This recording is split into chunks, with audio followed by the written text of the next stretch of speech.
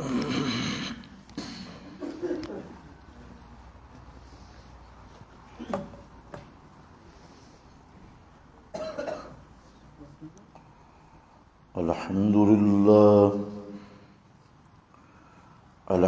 لله وكفى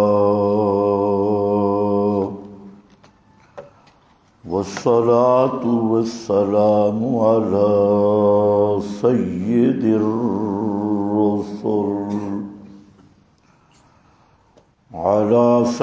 الرسل وخاتم الأنبياء. أما بعد فأعوذ بالله من الشيطان الرجيم. بسم الله الرحمن الرحيم. ومن أحسن قولا ممن دعا إلى الله. سبحان ربك رب العزة عما يصفون وسلام على المرسلين والحمد لله رب العالمين.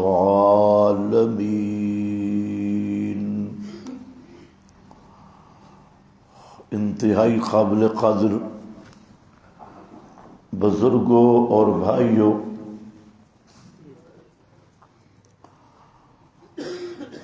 سب سے بہترین عمل اور سب سے افضل کام وہ ہے دعوت الی اللہ، اللہ تعالی کی طرف دعوت دینا سب سے بہترین عبادت اور اللہ رب العزت کے قرب کا مختصر اور جامع راستہ. دعوت الی اللہ حضرات انبیاء کرام علیہم الصلاۃ والسلام کی حقیقی وراثت اور پوری وراثت وہ یہی ہے کہ اس کائنات کو اللہ تعالی کی طرف دعوت دی جائے. اب اس دعوت میں 4 چیزوں کا سمجھنا ضروری ہے. ایک چیز یہ ہے کہ دعوت کس چیز کی ہوگی. اسی دعوت کا دوسرا نام تبلیغ بھی ہے. تو دعوت اور تبلیغ کس چیز کی ہوگی، ایک یہ بات سمجھنا ضروری ہے. دوسرا یہ سمجھنا ضروری ہے کہ دعوت کا اہل کون ہے اور کون اہل نہیں. اور تیسرا دعوت کا نصاب کیا ہوگا، اس کا ماخذ کیا ہوگا. اور چوتھا وہ داعی کا یقین ہے کہ داعی کے اپنا کریکٹر اور کردار کیسا ہے. تو یہ 4 ارکان معروف ہیں دعوت کے. تو پہلی چیز ہے کہ دعوت کس چیز کی ہے. تو اس کے لیے قرآن پاک نے بالکل دو ٹوک لفظوں میں ذکر کیا کہ دعوت اللہ کی توحید کی ہے، دعوت اللہ، اس دعوت اللہ میں خالص توحید کی دعوت، اور اس کو قرآن کریم نے کئی مقام پہ ذکر کیا، جیسے یہاں سورہ حامیم سجدہ میں ذکر کیا وَمَنْ أَحْسَنُ قَوْلًا مِّمَّنْ دَعَا إِلَى اللَّهِ، اس سے بہتر کس کی بات ہو سکتی ہے، اس سے خوبصورت کس کی بات ہو سکتی ہے کہ جو دعوت دیتا ہے الی اللہ، اللہ کی طرف۔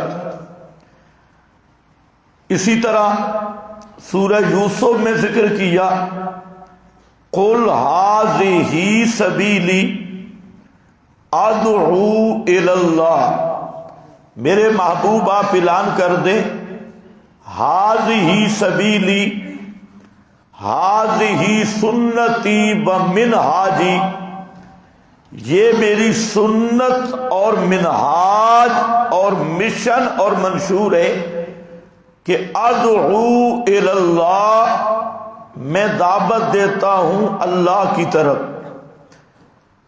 اور اسی طریقے سے اور مقام پہ ذکر کیا سورہ احزاب میں یا ایھا النبی انا ارسلناک شاہدا ومبشرا ونذیرا وداعیا الی اللہ باذنہ، کہ میرے محبوب پیغمبر ہم نے آپ کو بھیجا شاہدن، گواہ بنا کر۔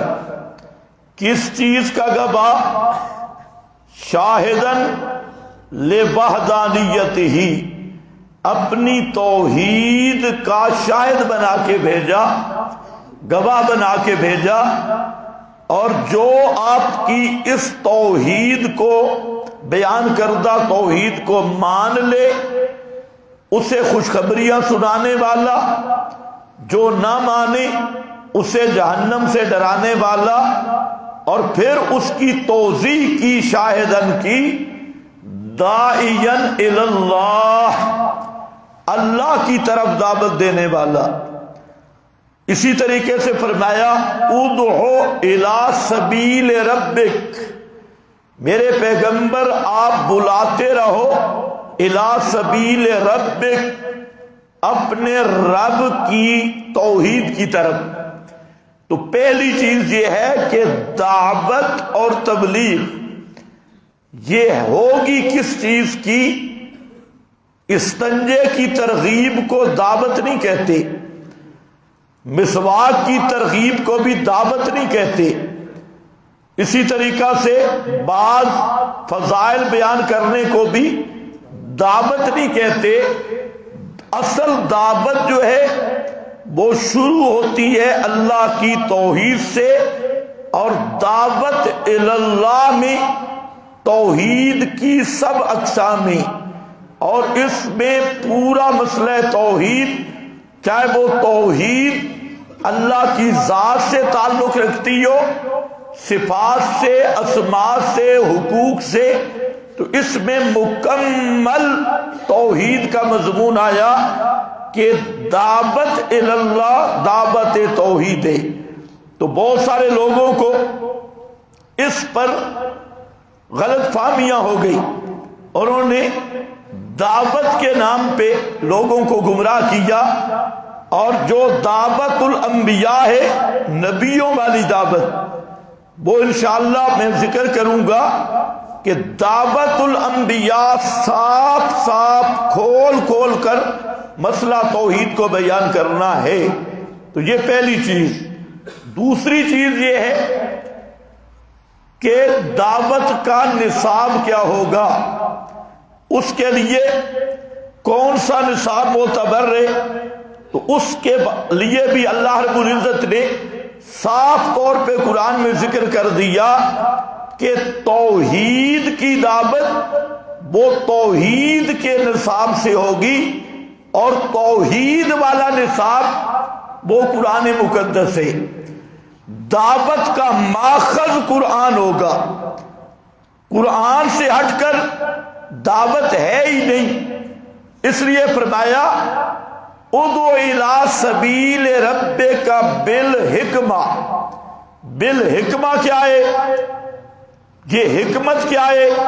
حکمت خود قرآن نہیں، تلک آیات الکتاب الحکیم، یہ حکمت والی کتاب اور پر از حکمت نصاب وہ قرآن مقدس کا نصاب ہے۔ تو فرمایا میرے پیغمبر آپ نے دعوت دینی ہے، لیکن دعوت قرآن سے دینی ہے۔ اور حکمت کے یہی دو معنی ہیں، بالدلیل المحکم بھی کیا گیا، بالدلیل المحکم ہو تب بھی قرآن ہے۔ اور حکمت سے مراد اگر براہ راست قرآن لیا جائے تب بھی قرآن ہے۔ تو بہرحال الحکمہ یہ خود قرآن مقدس نصاب ہے دعوت کا۔ اور سورہ یوسف میں ذکر کیا علی بصیرۃ، علی بصیرہ کا کیا مطلب ہے؟ بصیرت پر، علی بینۃ، علی حجۃ، واضح دلیل پر۔ اور وہ واضح دلیل اور واضح حجت کیا ہے؟ قد جاءکم بصائر من ربکم، وہ بھی قرآن ہے جو نری بصائر اور بصیرتوں والی کتاب ہے۔ تو وہاں پر بھی اللہ تعالیٰ نے یہ بات متعین کر دی کہ پیغمبر کریم کی دعوت کا نصاب وہ کتاب اللہ ہوگی۔ اسی طرح فرمایا یا ایھا الرسول بلغ ما انزل الیک من ربک، میرے پیغمبر، یا ایھا الرسول، اے پیغام پہنچانے والے، میرا پیغام کائنات کو پہنچانے والے، آپ نے دعوت کہاں سے دینی ہے؟ بلغ ما انزل الیک من ربک، آپ نے بلغ صاف صاف کر کے پہنچانا ہے، دو ٹوک کر کے پہنچانا ہے۔ بلغ کے لفظ کا معنی کھول کھول کے پہنچانا ہے اور صاف صاف کر کے پہنچانا ہے۔ کس چیز کو؟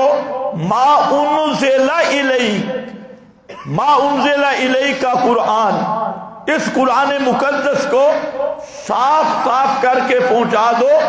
ان لم تفعل فما بلغت رسالتا، اگر آپ نے اس نصاب سے دعوت نہ دی، قرآن مقدس والے نصاب سے اس کا کچھ حصہ بھی اس کی دعوت نہ دی، ایک آیت بھی چھوڑ دی، فرمایا ما بلغت رسالتا، تو آپ نے دعوت دی نہیں، آپ نے رسالت کا حق ہی ادا نہیں کیا۔ تو یہ آیت بھی بالکل صاف ہے کہ نصاب دعوت وہ کتاب اللہ ہوگی۔ کتاب اللہ کے علاوہ دنیا کی کوئی کتاب، چاہے وہ کسی شیخ الحدیث کی لکھی ہو، چاہے کسی مفتی صاحب کے ملفوظات ہوں، چاہے وہ کسی بڑے مذہبی لیڈر یا مذہبی قائد اس کے خرافات ہوں، چاہے کوئی اور حکایات ہوں، جھوٹی روایات ہوں، وہ دعوت کا نصاب نہیں۔ انبیاء اور امام الانبیاء کی دعوت کا صاف، شفاف، کھلا اور نکھرا ہوا نصاب وہ صرف کتاب اللہ ہے۔ یہی وجہ ہے کہ امام الانبیاء صلی اللہ علیہ وسلم نے ساری زندگی دعوت دی ہے کتاب اللہ کی۔ دو، آج کل تو لوگوں نے نصاب بدل دیے، ہر پارٹی اپنا نصاب بنا کے بیٹھی ہے۔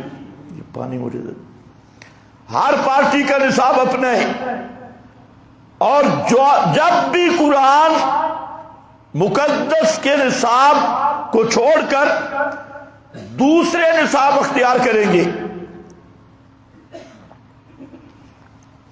تو وہ امت نہیں بنے گی۔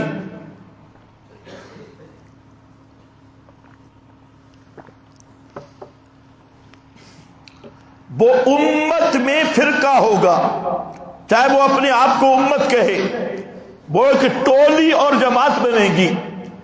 امت بنے گی تو صرف قرآن پر، قرآن مقدس سے ہٹ کر جتنے نصاب وضع کیے گئے آپ دیکھ لیں، یہ آپ کے صوفیوں کا نصاب فضائل اعمال ہے، تو اب اس سے امت بن گئی، ایک فرقی بنی، اور اس فرقی بھی 4 حصوں میں تقسیم ہو گئی۔ فرقی ایک، اور ان میں 4 تقسیمیں ہو گئی۔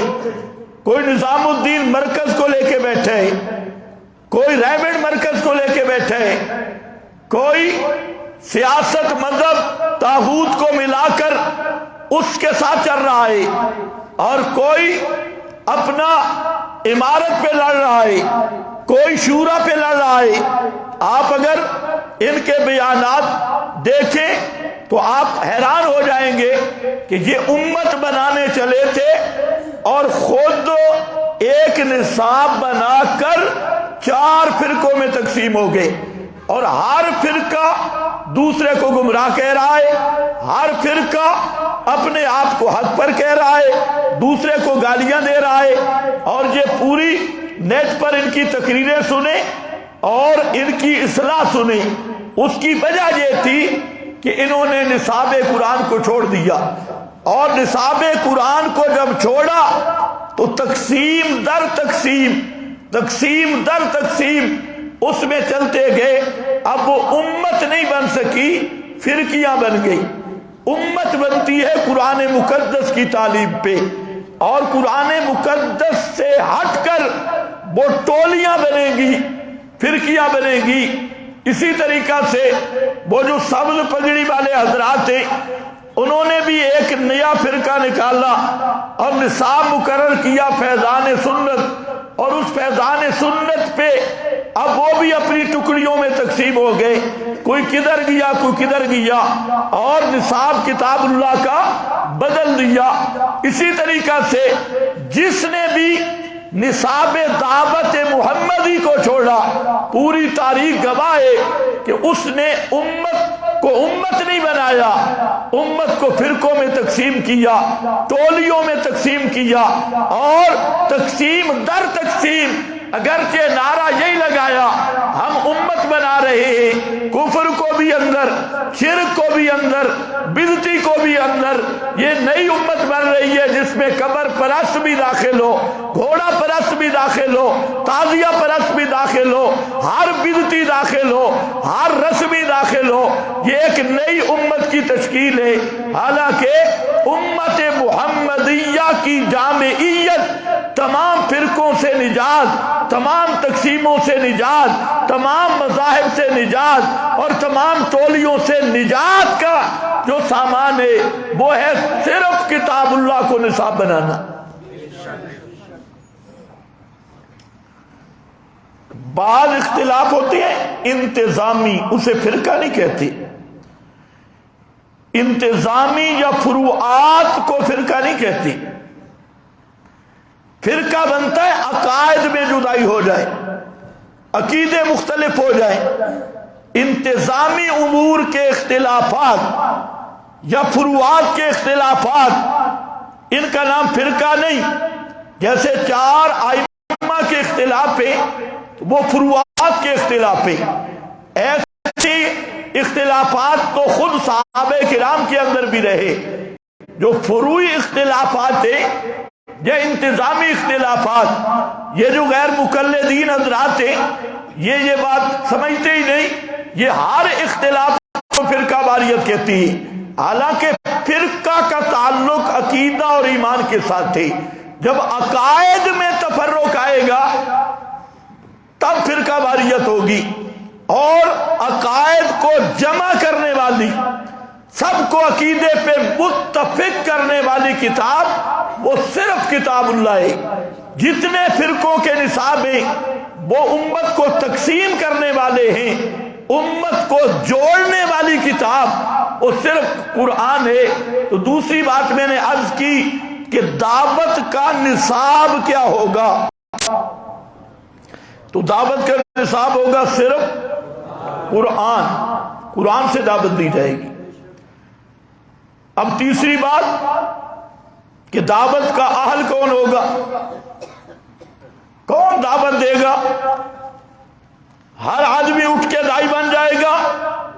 نہیں، دعوت وہ دے سکتا ہے جس کو قرآن کا فہم ہو، قرآن مقدس کو جانتا ہو، وہ دائی بنے گا، چاہے ایک حصہ بھی جانتا ہے۔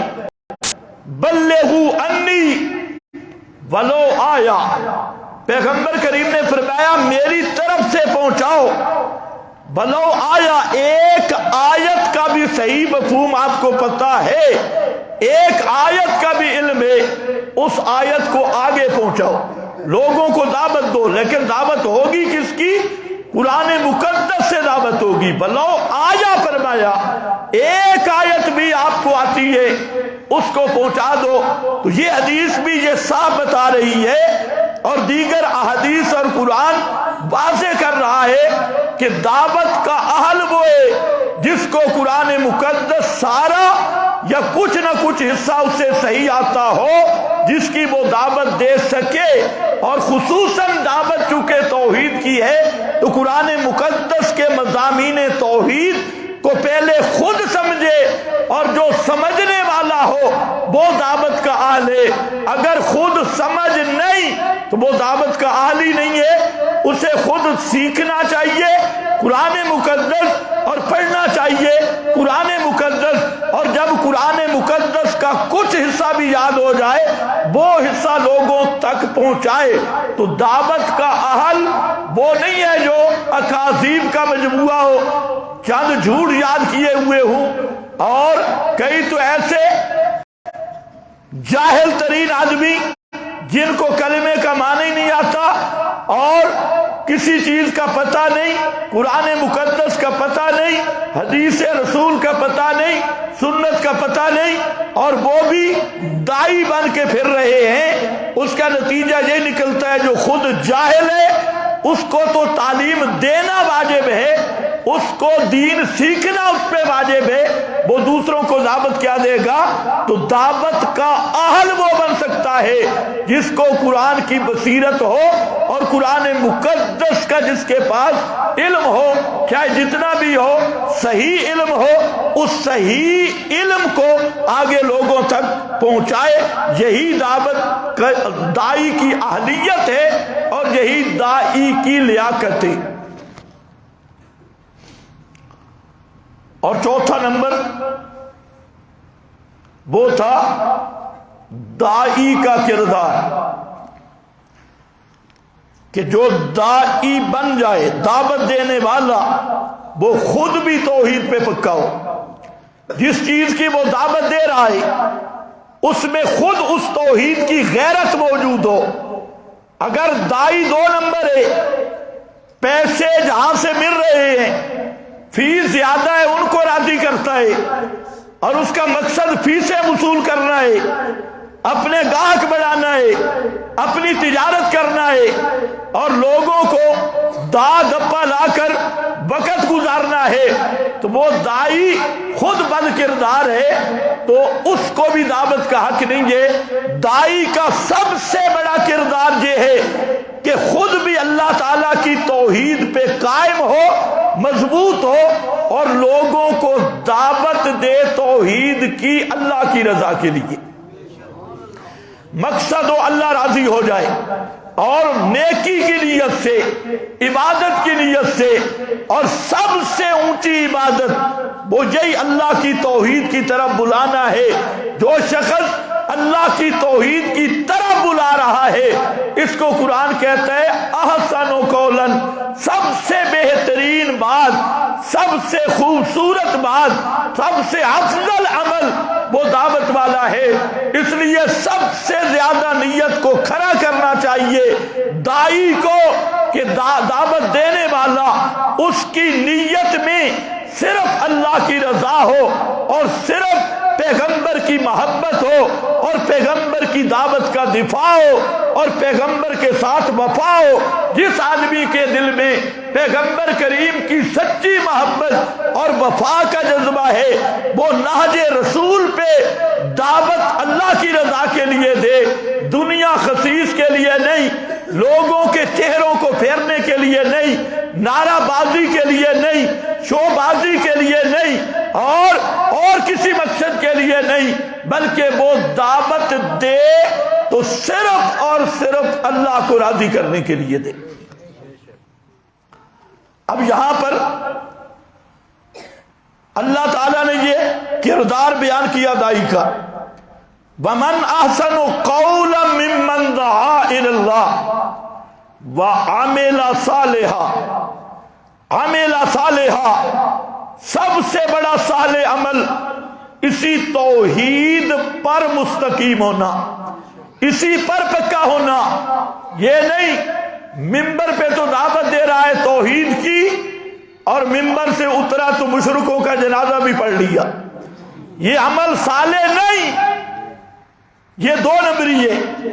اسی طرح ممبر پہ تو دعوت دے رہا ہے اہل بدعت، اہل شرک سے بائیکاٹ کا، اور پھر ممبر سے اتر کے ان کے ساتھ جوڑ بھی پیدا کر رہا ہے، محبتیں بھی ہیں، دوستیاں بھی ہیں، یاریاں بھی ہیں، بلپے بھی ہیں، ملپے بھی ہیں، ان کے پیچھے نمازیں بھی ہیں، ان کے جنازے بھی ہیں، ان کی تعزیتیں بھی ہیں، ان کے مذہبی معاملات میں شرکت بھی ہے، اور ان کی تعظیمیں بھی ہیں، ان کے ادب بھی ہیں، ختم بخاری پر ان کو بلاوے بھی ہیں، اور اپنے جلسے جلوسوں میں ان کی تعظیمیں بھی ہیں۔ تو یہ وہ داعی ہے جو اللہ کی رضا کے لیے نہیں دعوت دے رہا، اس کا اپنا عمل برا ہے۔ عامل صالحہ، جو زبان ممبر پہ بولی ہے اسی زبان پہ خلوت میں بھی قائم رہے، اسی زبان پہ جلوسوں میں اپنے پبلک میں بھی قائم رہے۔ اگر ممبر پہ کچھ اور ہے اور عمل میں کچھ اور ہے تو یہ کردار صحیح نہیں۔ اللہ نے فرمایا کہ داعی کا کردار ہو عامل صالحہ، جو کچھ دعوت دی اور ممبر پہ بیان کیا ہے اس کے دل میں بھی وہی ہو، اس کے کردار میں بھی وہی ہو۔ یہ مسئلہ بڑا مشکل ہے۔ آج سب سے بڑی داعی کی دو نمبری ہے، ممبر پہ توحید کر کے جب وہی مشرک کے جنازے میں داعی شریک ہے، وہی اختلاط بالمشرکین والمبتدعین کا مریض ہے، تو اس کی دعوت کہاں گئی؟ لما تقولون ما لا، کیا کہہ کے آئے تھے اور کیا کر رہے ہو؟ جو کہتے ہو وہ کرتے کیوں نہیں؟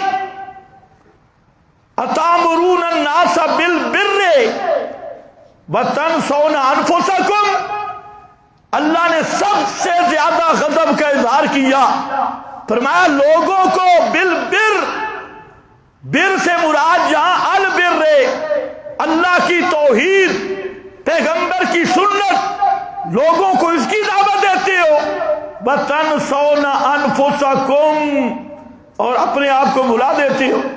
وہی مشرکوں کے ساتھ اختلاط، وہی مشرکوں کے ساتھ ملاوٹیں، وہی جنازے کٹھے، وہی نمازیں کٹھیا، اور بتروں میں پڑھ پڑھ کے نخلاؤ و نترو کو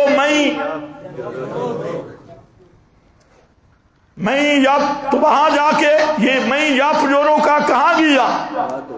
ابھی آپ کا یہ اجتماع تھا، اس میں کئی مولویوں نے مجھے فون کیے یا قریب کے، ان کا تعلق ہماری جماعت سے نہیں تھا، کئی آئے ہوئے تھے اور بڑے اچھے خطیب تھے، لیکن توحید و سنت کے ساتھ ان کا تعلق نہیں تھا۔ کئی وہ تھے کہ جن کے دل میں صحابہ کا بغض ہوتا ہے اور صحابہ پہ تبرہ کرتی، بڑی منت کیجیے ہمیں 5 منٹ دو۔ میں نے کہا سٹیج کے اوپر ٹانگیں رکھی تو ٹانگیں نیچے آ جائیں گی، یہاں آپ بیٹھ کے سنیں، لیکن کسی صحابہ کے دشمن کو ہمارے سٹیج پہ آنے کی اجازت نہیں ہے، کسی توحید کے غدار کو یہاں آنے کی اجازت نہیں۔ اب یاریاں دوستیاں آگے جی، اوے آگے نہیں، آ کے ایسے ہزاروں نہیں لاکھوں آ جائیں، لیکن جو غیرت توحید ہے اس کا تقاضا یہ ہے خود بھی جم جاؤ اور جمنے والوں کے ساتھ رہو۔ بے شک عامل صالحا،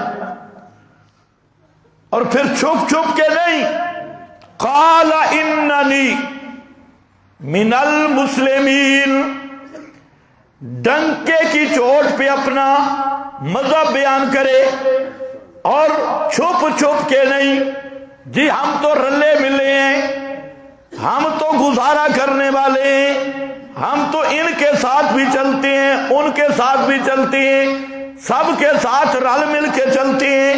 فرمایا نہیں، وقال اننی من المسلمین، اور ساتھ کہے یہاں من المسلمین، اور سورہ یوسف کے مقام پہ ما انا من المشرکین، ادھر اننی من المسلمین دعوت کا مقام، اور وہاں سورہ یوسف کے دعوت کے مقام میں وہاں ذکر کیا ما انا من المشرکین، میرا مشرکوں سے کوئی تعلق نہیں، میں مواحد ہوں، توحید پہ قائم ہوں، اور کسی مشرک سے میرا کوئی تعلق نہیں۔ یہ چار چیزیں قرآن نے ہر جگہ پہ بیان کی کہ دائی کا عمل بھی ہو، دائی کا کردار اور عمل یہ بھی دعوت میں مؤثر ہے۔ اس لیے جب یہ چار چیزیں ہوں تو دائی کی دعوت وہ رنگ لاتی ہے اور صحیح دعوت دے رہا ہے، اور ان چار چیزوں پہ عمل کرنے والا دائی یہی اللہ کا ولی ہے۔ اس سے بڑا اللہ تعالیٰ کا ولی نہیں۔ ولی وہ نہیں ہوتا جو بگلے کی طرح بیٹھا ہو یا کسی غار میں چھپا ہو یا کسی پانی میں کھڑے ہو کے ایک ٹانگ پہ چلے کاٹ رہا ہو، لوگ تو اس کو ولی سمجھتی ہیں، یا سال تک غسل نہ کرے اور اس کے بدن سے بدبو آئے، جیسے مست دمبے سے بدبو آتی ہے، تو کہتے ہیں یہ پہنچی ہوئی سرکار ہے، کیونکہ اس نے غسل کبھی نہیں کیا یا کبھی کپڑے دھلے نہ پہنے، اور اس کی لٹیں گٹوں تک آ رہی ہوں اور جوئیں اس میں رقص کر رہی ہوں۔ کہتے ہیں یہ اللہ کا ولی ہے۔ یہ اللہ کے ولی نہیں، خدا کی قسم یہ اللہ کے ولی ہے جو اللہ کی توحید کو اللہ کی رضا کے لیے اللہ کے قرآن سے صاف صاف پیش کر رہے ہیں، چاہے ان کا ظاہر حال کچھ بھی ہو۔ یہی اولیاء اللہ ہیں اور یہی انبیاء کے سچے وارث ہیں۔ اب ذرا دیکھو ایک دائی کی دعوت کا ایک نمونہ، یہ پورا قرآن دعات توحید سے بھرا ہوا ہے کہ دعوت کیسے دی جاتی ہے۔ اب یہ دائی جیل میں کھڑا ہے، جیل سٹیج نہیں۔ آج کل تو دائی ایسا ہوتا ہے کہ کرسی اچھی نہ ہو تو تقریر مزہ نہیں کرتی۔ یہ دائی ہے، سٹیج کوئی نہیں، پھول شول نہیں ہے، ہار گلے میں نہیں، کوئی کپڑے استری شدہ بھی نہیں، کوئی ٹیپ ٹاپ نہیں، کوئی ہار سنگار نہیں، جیل کے اندر بیٹھا ہے اور جیل میں قیدی آ رہے ہیں، اور قیدی آ کر اس دائی کا کردار اتنا نکھرا ہوا ہے، اتنا صاف ہے کہ جیل میں رہنے والے اور یہ جیل والے بھی شاہی افراد ہیں، بادشاہ کے مقربین ہیں، لیکن دائی کا کردار اتنا صاف اور اتنا نکھرا ہوا ہے کہ وہ چند دن جیل میں آ کر شہادت دیتے ہیں، اِنَّا نَرَاكَ مِنَ الْمُحْسِنِينَ، اِنَّا نَرَاكَ، یہ کون ہے؟ یہ شاہی مقربین ہے، ایک باورچی ہے اور ایک ساقی ہے۔ جیل میں آ کر حضرت یوسف کو پہچان گئے۔ جیل میں تو بڑے قیدی تھے، لیکن یہ جو جملہ بول رہے ہیں یہ ہے کردار دائی کا کتنا پاکیزہ کردار ہے کہ اندر آتی کہتی ہیں انا نراکا من المحسنین،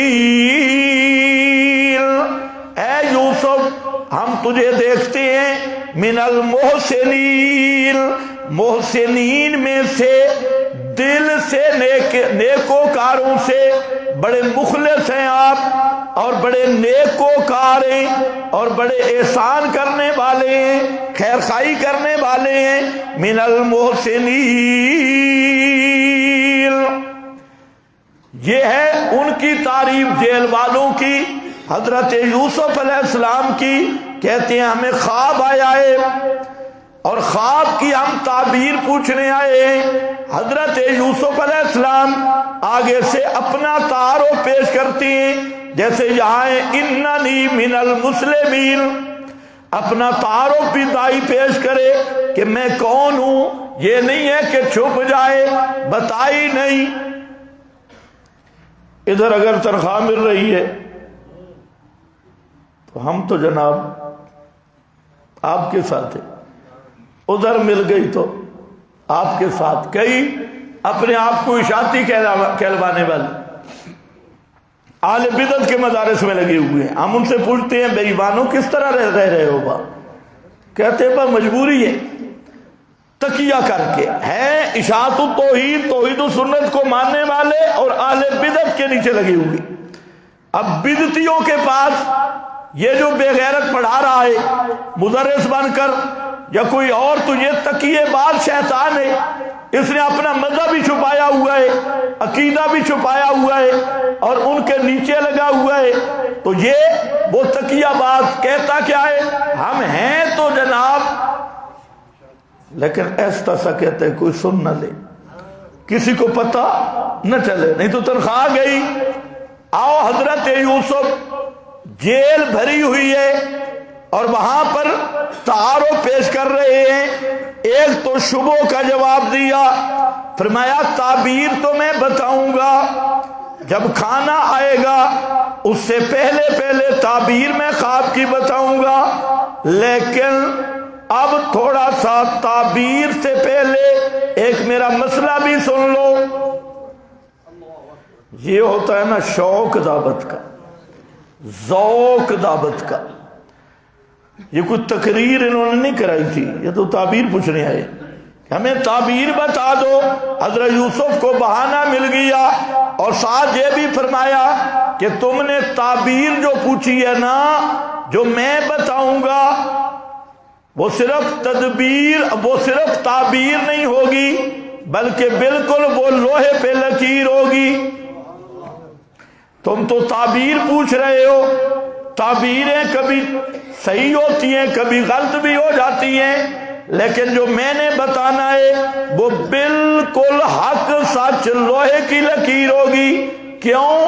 فرمایا میرا اور دوسرے معبرین کا فرق ہے، دوسرے معبرین تعبیریں دینے والے وہ اندازے لگاتے ہیں اور کہانت کرتے ہیں، کوئی جنات سے رابطہ کرتا ہے، کوئی جناب کاہنوں سے رابطہ کرتا ہے، کوئی نجومیوں سے رابطہ کرتا ہے، لیکن یہ یاد رکھ لو میرے پاس کون سی تعبیر ہے، علمنی ربی، علمنی ربی، میں جو تعبیر بتاؤں گا یہ میرا کمال نہیں ہے، یہ میرے رب کا اعلام ہے۔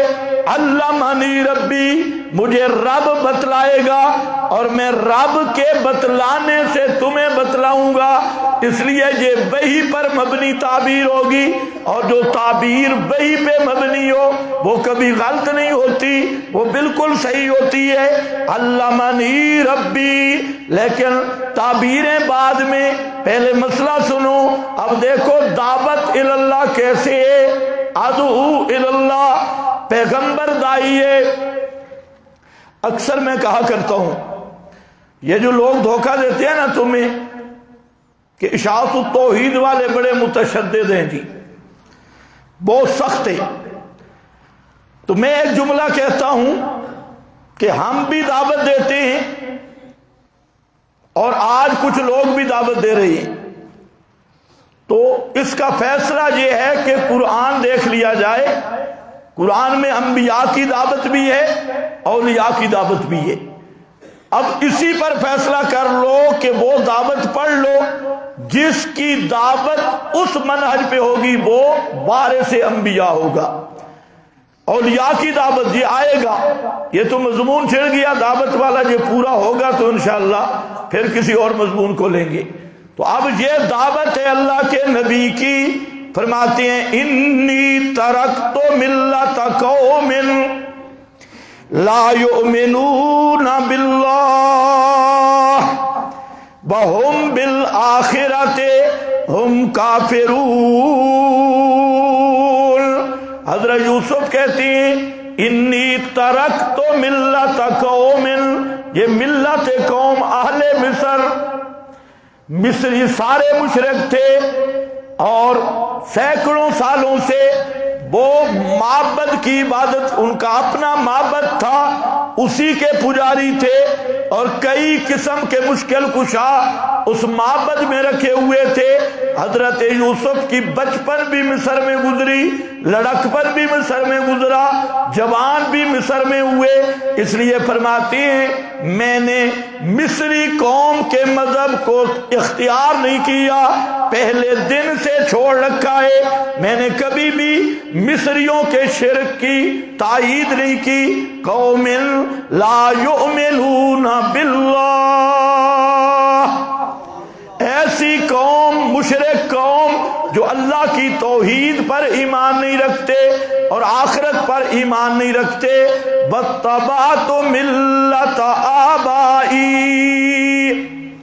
میں نے شروع سے ہی اتباع کر رکھی ہے اپنے آبا کی ملت کی. وہ کون ہے آبا؟ آگے ذکر کیا ابراہیم.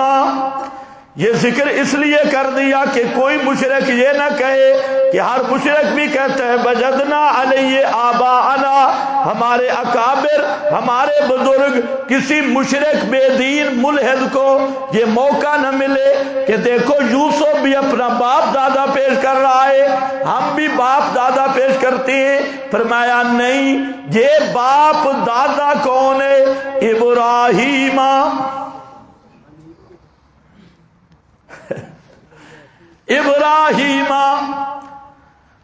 ابراہیم، حالانکہ حضرت یوسف کے باپ حضرت یعقوب تھے، تو شروع کہاں سے کرنا چاہیے تھا؟ حضرت یعقوب. لیکن شروع کہاں سے کیا؟ کیوں؟ یہ اپنا دائی تعارف کرا رہا ہے. قال اننی من المسلمین ما انا من المشرکین، میں مشرکوں سے میرا کوئی تعلق نہیں. ترکت ملت قوم، اور میرا تعلق کس سے ہے؟ ابراہیم نے جو مسئلہ بیان کیا وہی میرا مذہب ہے، ابراہیمی دین، جس کی بنیاد میں بھی سما کی نفی ہے. میں وہ دعوت پیش کر رہا ہوں جو ابراہیم نے دعوت پیش کی تھی، اور حضرت ابراہیم کی دعوت شروع سما کی نفی سے ہوتی ہے. لما تعبد ما لا یسمع ولا یبصر ولا یغنی عنک شیئا، اور جس توحید میں سما کی نفی نہ ہو وہ نبیوں والی توحید نہیں.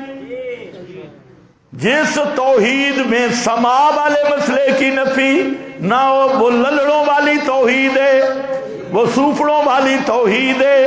نبی تو حوالے یہ دے رہے ہیں کہ میں واتبعت ملت آبائی ابراہیم، ابراہیم و اسحاق و یعقوب، ابراہیم، اسحاق، یعقوب، ان کی ملت. ما کان لنا، ہماری ملت اور دین کا خلاصہ کیا ہے؟ ما کان لنا ان نشرک باللہ من شیء، ہماری ملت یہ ہے کہ ہم اللہ کے ساتھ نہیں شریک ٹھہراتے. کس چیز کو؟ من شیء، اگر شے کا لفظ ہوتا پھر بھی تمام معبودان باطلہ جن کو لوگوں نے پوجا، انبیاء کو بھی شامل، اولیاء سب کو شامل ہوتا، لیکن شیء سے پہلے من ذکر کیا اور پورا جملہ سے آ کے نفی میں تاکید در تاکید فرماتے ہیں ہماری ملت اور مذہب عقیدے کا خلاصہ یہ ہے کہ ہم کسی پیغمبر کو بھی اللہ کا شریک نہیں بناتے یا بت کو۔ یہ بھی مولوی نے عجیب چور دروازہ نکالا ہے، جہاں پہ نفی ہے تو کہ جی بت بت بت بت بت، یہاں صنم نہیں ہے، وثن نہیں ہے، حجر نہیں ہے، شجر نہیں ہے، من شیء، یہ من شیء نبیوں کو شامل، ولیوں کو شامل، فرشتوں کو شامل، جبریل کو شامل اور ساری کائنات کو شامل، زندوں کو شامل، مردوں کو شامل، ہر معبود باطل کو شامل فرمایا ہمارا مذہب اور عقیدہ یہ ہے کہ ہم اللہ تعالی کے ساتھ کسی مخلوق کو بھی شریک نہیں بناتے اور کسی چیز میں بھی شریک نہیں بناتے، نہ تصرف میں شریک بناتے ہیں، نہ حاجت روائی میں شریک بناتے ہیں، نہ مشکل کشائی میں شریک بناتے ہیں، نہ سننے میں شریک بناتے ہیں، نہ دیکھنے میں شریک بناتے ہیں۔ ہر طرح کے شرک کی نفی ہے اور ہر مخلوق کی شرکت کی نفی ہے۔ ما کان لنا ان نشرک باللہ من شیء، یہ ہے دعوت اللہ۔ یہ نہیں کہ دکان سے کچھ نہیں ہوتا، مکان سے کچھ نہیں ہوتا۔ دوستو بزرگوں، اور سب سے اونچی دکان بھی اسی صوفی کی ہوگی، بازار میں دیکھ لیں، بڑی دکان اسی کی ہوگی اور اونچی بنگلہ بھی اسی کا ہوگا، اور کہتے ہیں دکان سے کچھ نہیں ہوتا، مکان سے کچھ نہیں ہوتا۔ نہ میرا بھائی، آج تک دکان کو کسی نے مشکل کشا نہیں سمجھا، حاجت روا نہیں سمجھا۔ دکان مکان کو کوئی نہیں سجدے کرتا، کوئی نہیں اسے پکارتا۔ دکان مکان کو کسی نے نہیں کہا ہؤلاء شفعاؤنا عند اللہ۔ لوگ قبروں پہ پڑے، لوگ بری امام پہ پڑے، علی حجویری پہ پڑے، باؤ سلطان پہ پڑے، اور لوگ کہتے ہیں بابا میری تیرے آگے، تیری اللہ کے آگے، اور صوفی لگا ہوا ہے دکان سے کچھ نہیں ہوتا، مکان سے کچھ نہیں ہوتا۔ یہ تقیہ نہ کر، یہ یہودیوں والی تلبیس نہ کر، یہ تبلیغ نہیں، خدا کی قسم یہ یہودیوں والی تلبیس ہے۔ اس لیے اگر نبیوں والی توحید بیان کرنی ہے تو پھر کہنا کہ اے لوگو بری امام نہیں سنتا، سننے والا کون ہے؟ صرف اللہ۔ علی حجویری تمہاری پکارے نہیں سنتا۔ ریمنڈ بیٹھ کے ذرا کہنا علی حجویری تیری پکارے نہیں سنتا، باؤ سلطان تیری پکارے نہیں سنتا، شیخ عبد القادر جیلانی تیری پکارے نہیں سنتا۔ ہاں ہاں، ڈنکے کی چوٹ پہ کہ محمد الرسول اللہ صلی اللہ علیہ وسلم روزے کے پاس سے بھی نہیں سنتے، حجرے کے اندر سے بھی نہیں سنتے، قبر کے اندر سے بھی نہیں سنتے۔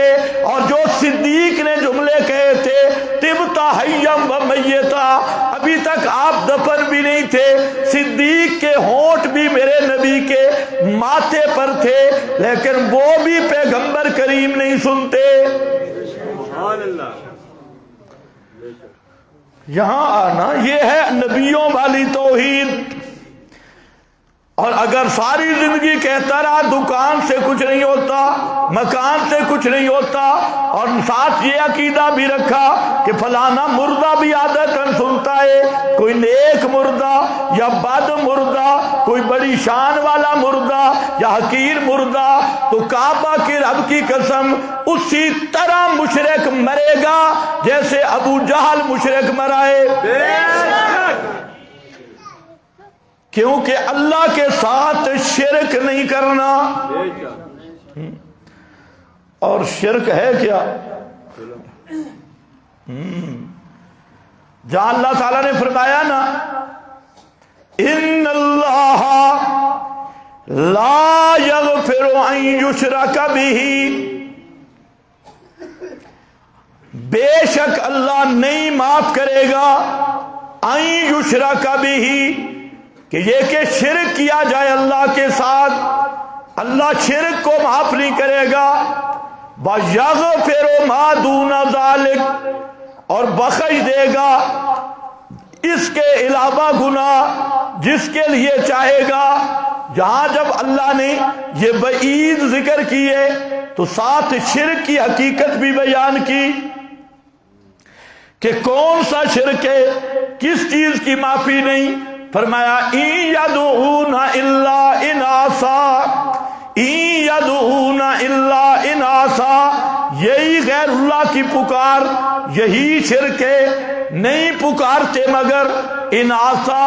اناسا کا معنی امام رازی نے، امام الخطیب نے، روح المعانی نے، 50 سے زائد مفسرین نے اناسا کا معنی کیا امواتا، ابن عطیہ نے بھی معنی کیا امواتا، آلوسی نے بھی معنی کیا امواتا، رازی نے بھی معنی کیا امواتا، اور ساتھ وجہ بتائی کہ اموات مردوں کو اناث کیوں کہا گیا، کہتے ہیں ضعف میں تشبیہ دی گئی۔ کس میں؟ ضعف میں تشبیہ دی گئی، کمزوری میں تشبیہ دی گئی۔ اللہ فرماتے ہیں شرک ہے کیا؟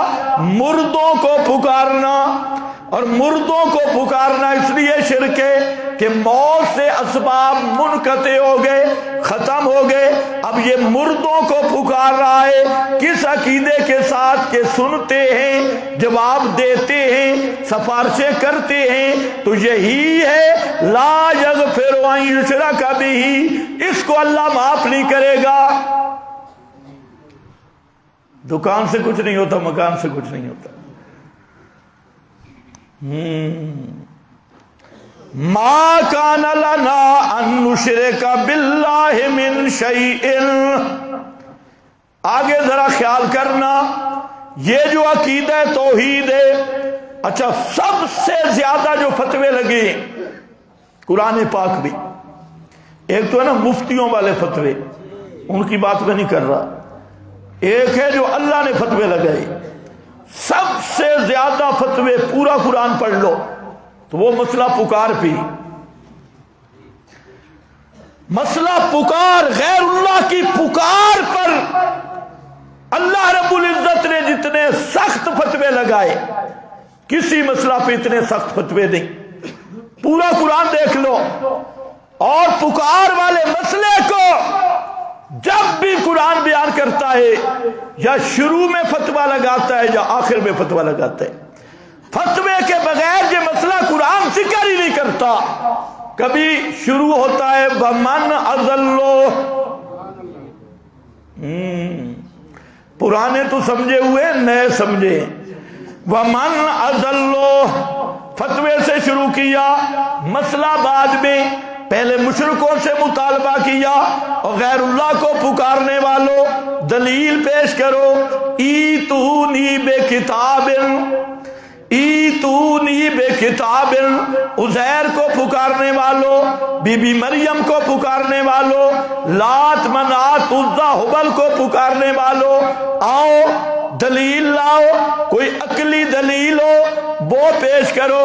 اگر عقلی دلیل نہیں ملتی، ایتونی بے کتاب، اللہ نے جتنی کتابیں نازل کی کسی ایک کتاب کی کوئی آیت دکھا دو کہ عزیر بھی سنتا ہے، بی بی مریم بھی سنتی ہے، اور ان کی بھی پکار جائز ہے، بے کتاب من قبل ھذا۔ اگر کتاب نہیں ملتی، تورات انجیل زبور صحائف، ان میں یہ مسئلہ نہیں، چلو تیسرا پھر رخصت ہے، اور تیسرا یہ اثارات من علم، کوئی خبر متواتر پیش کر دو، اثارات من علم، کسی نبی سے متواتر خبر ہو، یقینی اور قطعی خبر ہو، کسی پیغمبر نے کہا ہو کہ موت کے بعد کوئی نبی ولی سنتا ہے، کسی نبی کی بات پیش کر لو۔